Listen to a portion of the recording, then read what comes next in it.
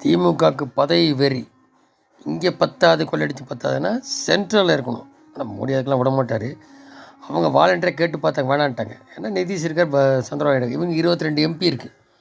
எப்படியா ஒட்டிக்கணும், ஏதோ ஒரு பதவி வேணும்.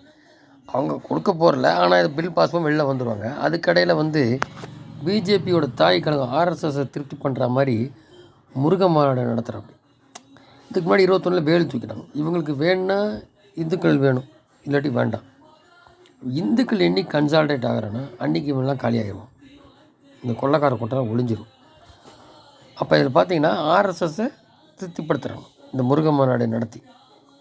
அதில் பேக்கில் உலக லெவலில் வாங்கி கொள்ளையடிச்சது ஒரு பக்கம் இருக்கும் வச்சுக்கங்க. அறநிலையத்துறை காசு, அந்த காசு, மக்கள் காசு, வெளிநாட்டு காசெல்லாம். ஆனால் இவன் இந்த மாதிரி ஸ்டெப் எடுக்கிறான், ஆர்எஸ்எஸ்ஸை திருப்திப்படுத்துகிறான். பார்க்கலாம் எவ்வளோ நாள்